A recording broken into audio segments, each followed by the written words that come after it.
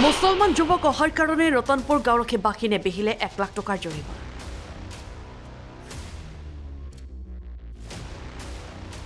বজালিৰ এখন গাঁৱৰক্ষী বাহিনীৰ আজব কাণ্ড।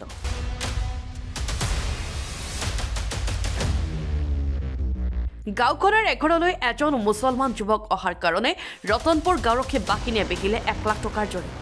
বজালিৰ ৰতনপুৰ গাঁৱৰ প্ৰশান্ত পাটগিৰিৰ ঘৰত মংগলদৈৰ পৰা আহিছিল আজিজুল হক নামৰ এজন যুৱক। প্ৰশান্ত পাটগিৰিৰ ঘৰত আজিজুল নামৰ যুৱকজন অহাৰ কাৰণে গাঁওৰক্ষী বাহিনীয়ে দাবী কৰিলে 1 লাখ টকা। প্ৰাক্তন অসম গণ পৰিষদৰ নেতা ধ্ৰুৱ দত্ত নামৰ এজন নেতৃত্বত অহা গাঁওৰক্ষী বাহিনীৰ কেইজনমান ব্যক্তিয়ে দাবী কৰিলে 1 লাখ টকা। অকল সেয়াই নহয়, আজিজুল হক নামৰ যুৱকজনৰ পৰা অনলাইন যোগে ধ্ৰুৱ দত্ত নামৰ ব্যক্তিজনৰ একাউণ্টত নিশাই দিব লগা হ'ল 32,000 টকা। আৰু বাকী থকা টকাখিনি 15 দিনৰ সময়সীমা বান্ধি দিলে প্ৰশান্ত পাটগিৰিৰ পৰিয়ালক। 15 দিন যোৱাৰ পিছত ধ্ৰুৱ দত্ত নামৰ ব্যক্তিজনৰ নেতৃত্বত পুনৰ প্ৰশান্ত পাটগিৰিৰ পৰিয়ালৰ বাসগৃহত উপস্থিত হয় সেই গাঁওৰক্ষীৰ বাহিনীৰ দল।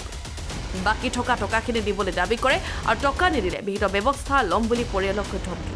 কিহৰ কাৰণে 1 লাখ টকা লাগে ধ্ৰুৱ দত্তৰ নেতৃত্বত অহা গাঁওৰক্ষী বাহিনী? ক'ত অধিকাৰ পালে গাঁওৰক্ষী বাহিনীয়ে? আজিজুল হক যদিহে কিবা দোষত দোষী, কিয় আৰক্ষীক অৱগত কৰা নাছিল গাঁওৰক্ষী বাহিনী? ঘটনা সন্দৰ্ভত প্ৰশান্ত পাটগিৰিৰ পৰিয়ালে পাটাচাৰকুছি আৰক্ষীক এজাহাৰ দাখিল কৰিছে যদিও এই মুহূৰ্তলৈকে ৰহস্যজনকভাৱে ধ্ৰুৱ দত্ত পাটাচাৰকুছি থানাত উপস্থিত হয়। ঘটনাটো আচলতে কি হৈছে? ঘটনাটো হৈছে তাৰমানে আমাৰ বিহু খাবলৈ মোমাইক আৰু মাক আহিছিল 14 তাৰিখে।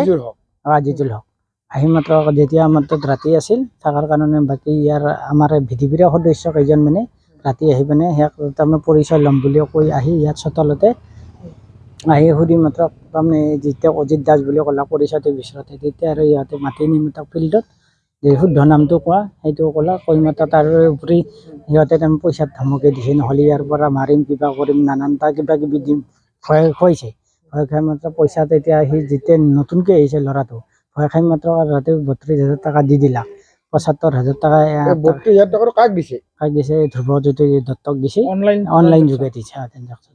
এতিয়া তাৰপিছত সেই পইচাটো দিয়াৰ পিছত আৰু যেতিয়া আৰু বাকীখিনি পইচা তাৰমানে 15 দিনৰ সময়ৰ ভিতৰত দিব লাগিব বুলি কৈছে।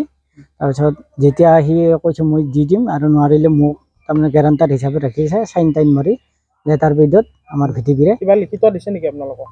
লিখিত আমাক একো বৰ্তমান দিয়া নাই, কাগজখিনি সিহঁতৰ হাতত আছে। আমি কিন্তু আৰক্ষীৰ কাষ চাপিছে। যেতিয়া আপোনালোকে এই আজিজুল হকে কি কাৰণত 1 লাখ টকা দিব লাগে, কি কাৰণত দাবী কৰিলে? তেওঁ যে মুছলিম ল'ৰা আমাৰ ইয়াতে আহিছে আমাৰ হিন্দু সমাজৰ মাজত, সেই এটা উদ্দেশ্য লৈয়ে আজিজুল হক আপোনালোকৰ ঘৰত সেইদিনা আহিছিল? সেইদিনা আগতে আহিছে, 4-5 বাৰ আহি গৈছে। কোনোবাই আহে কেতিয়াবা আলহী হয়, মোৰ হেৰি হয় আপোনালোকৰ ৱাইফৰে আহে বহুতৰো হয় না, নিষিদ্ধ নাই কোনো সেইতে নিয়ম নাই না, নিষিদ্ধ নাই চবতো মানুহ অহা যোৱা কৰে। এফআইআৰ দিছো আমাৰ এই আৰক্ষী কৈছে এই বিষয়টো পইচা লোৱাটো বা মানুহ অহা যোৱা কৰাত কোনো সেই নাই না, কোনো নিয়ম নাই, ইহঁতে নিজে নিয়ম কৰিছে নেকি এনেটা। সেইদিনাতো বাইদেৱে কৈছে, অচি বাইদেৱেও কৈছে কৰাৰ পিছত এইটোতো এটা বিৰাট ডাঙৰ সাংঘাতিক কাম কৰিছে। যিহেতু ন্যায় ব্যৱস্থা এটা আছে, ন্যায়পালিকা আছে, কি আহ্বান জনাব? ন্যায় হিচাপত আপোনালোকে আৰক্ষীৰ পৰা ন্যায় বিচাৰিছে। এতিয়াতো আৰু পিছত পইচা আহি মাত্ৰ মোক বা কিবা কৰিব পাৰে হিচাপে আমি আৰক্ষী থানাত ধমকি বৰ্তমান একো দিয়া নাই। সেইখিনি পইচাক লৈয়ে এতিয়া জৰিমনা লৈছে। কথাখিনিতো গোটেই স্পষ্টকে ক'লাকে, তাৰপিছত এই যি আহোঁ যি দমিত আহিলা আহাৰ মায়েকে আৰু এই মামেকে তাৰমানে যোনদিনাখনে ছোৱালীটোৰ জন্মদিন আছিল সোনদিনাখনে আহিবা নাপলাক। আহি নেক্সট দমিত দিনা কৈছে যে আমি দমিত দিনা যাম দে, মামা আইতা আহিব, মামা আইতাকে কান্দব কাটব ইনকে কৈ আছে, যিহেতু যাই পাই আছে। তাৰপিছত সিদিনাখনে নাহিলা, সিদিনাখনে নাহি তাৰে ফিৰদিনা আহিলা। তাৰে ফিৰদিনা আহি ইহঁতে যিটো কৈছি, যিখিনি তথ্যখিনি ওলছি সেইখিনি কৰলাক। গাড়ীখন আমাৰ পাছফালত থৈ দিছিল, স্কুটিখন সিখন চচ্চৰে টানি আনছি। এই উদং দহাৰ হেন চলি নাছে, এই উদং দহাৰ চলিকেইটাই টানি নিছি, তাতে বাইক পৰ্যন্ত তাতে ফাঁচি থৈ দিছে। একলাই সিয়ে নহয়, তাৰমানে তুমি দাঙি ধৰছ আৰু এও বা মাত দিছি তেওঁ বা মাত দিছি, এই বস্তুখিনি গোটেইকেইটাৰ মাজতে একো নহয়, প্ৰেচিডেণ্টো ছেক্ৰেটাৰীও নহয়, প্ৰেচিডেণ্টো নহয়। সি তাৰমানে এনেহেন মানে ডাঙৰৰ ভাৱ দি মুখা পিন্ধা ভদ্ৰলোক দেখে সি তাৰমানে এই বস্তুখিনি মাটিখিনিৰ কাৰণে আদায় কৰবা কি পইচাটো নি তাতে সৌতব সেই মাথা মাৰি এতিয়া আছে আপোনালোকৰ কিবা কয় নেকি আৰু এতিয়া কৈ মানে এতিয়া আমাৰ এইখিনি যিখিনি তথ্য এই মানুহখিনি আছে মোৰ দোকান আছে সেই দোকানত মানুহখিনি অহা বন্ধ কৰি দিছে কোনে বন্ধ কৰিছে সিয়ে কৰি দিছে ঘৰত যাই মাত্ৰ গিৰি যাই আৰু আমাৰ যিটো মোৰ স্বামী ইহঁতৰ বইনাকহঁতৰ তাকে গেল যতে কৈছে যে কাকা ভিডিপিৰ পে বন্ধ কৰিছে তুমি আমাৰ তাকে নাইভি সিনকে পৰ্যন্ত কৈছে নিজৰ ভনীয়েকে নিজৰ ভনীয়েকেও তাহাৰ লগত তাহোঁ দমখিনি দিয়াৰ পিছত ভনীয়েকো পাতি ভয় খাইছে ভয় খাইছে উল্টে যাব লগা আহাৰ নহয় সিনকে গেল যাই এটা এই ৰঞ্জিত এই তোমাৰ এই ইফালৰ বোম্বাইদেৱৰ ঘৰ এই ৰাজা বোলা চলি এটা মোৰ দোকানক সেই নিবা আহিলাক মুগ নিবা আহিলাক যে মামী মোক মুগ দিছোঁ এই দোকানৰ পৰা ওলাই গেল ওলাই যাই চকত থিয়া তাতে ধুবতে মাতি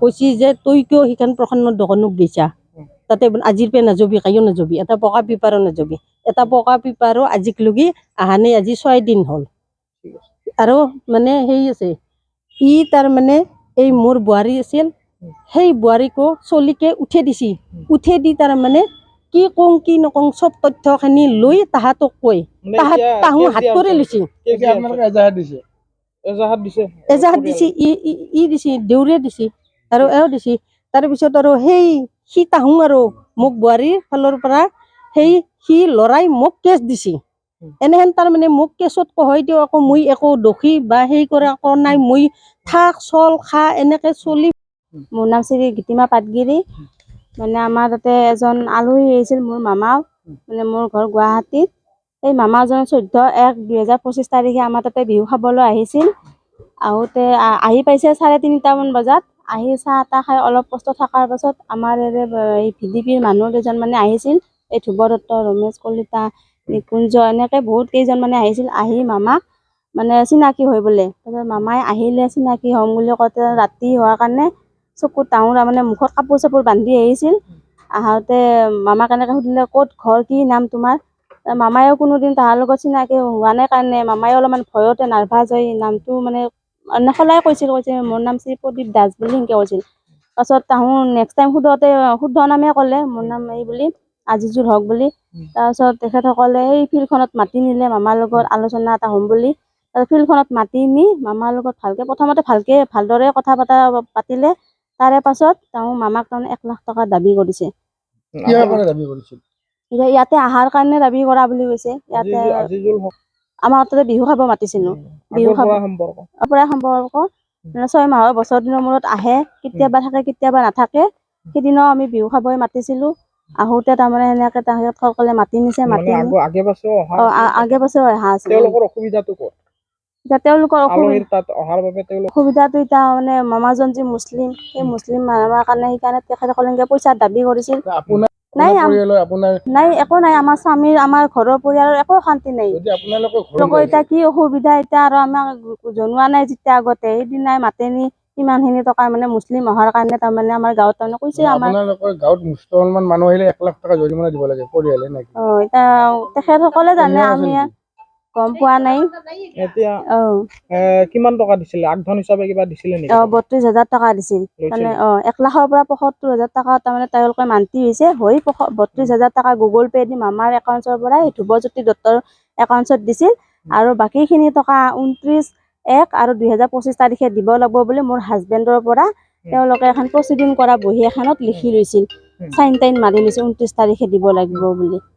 টকাটো কিহেৰে ট্ৰানজেকচন কৰিছিল কেছ নে অনলাইন নহয় অনলাইন গুগল পে' দি দিছিল 29 তাৰিখে ডেট যোৱাৰ পাছত 31 তাৰিখে আমাৰ ঘৰত আহি মোৰ হাজবেণ্ডক কৈছে বোলে ডেটটো পাৰ হৈ গ'ল বাকীখিনি দিব লগা টকাখিনি সেইদিনা দিব লাগে তাৰমানে আমি গাঁওখনৰ নাম কি ৰতনপুৰ গাঁও বজালি ৰতনপুৰ এই টকাখিনি আপোনালোকে সেইদিনা দিলে নেকি নাই দিয়া নাই এতিয়া কি কৰিছে আৰক্ষী তাতে গৈছো সেইদিনা কেছ দিছো আমি এতিয়া তাৰমানে আমি তাৰমানে মাটি বেছি হ'লেও কিবা কৰি হ'লেও তাৰমানে তেখেতসকলক পইচা সেইদিনা দিবই লাগে তাৰমানে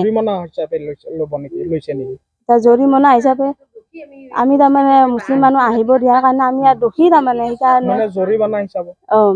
গাঁৱৰ গাঁৱৰ ৰাইজে আকাৰে কৰিছে নে ধ্ৰুৱদত্ত সেই টিমটোৱে কৰিছে গাঁৱৰ ৰাইজ আকাৰে কৰা নাই, ধুবৰতে নিজে ইয়াতে মিটিং আকাৰে কৰিছে, ভিডিপি আকাৰে ভিডিপিৰ মানুহখিনি মাতি আনি ধুবৰত গুণ আচলতে সি আৰু ভিডিপিৰ সদস্যহে, একো মেম্বাৰ আৰু ধুবৰ দত্তৰ ঘৰ ক'ত? এই আমাৰ ইয়াতে ওচৰতে তেওঁ আচলতে কি ভিডিপিৰ কিবা সদস্যহে তেখেতে।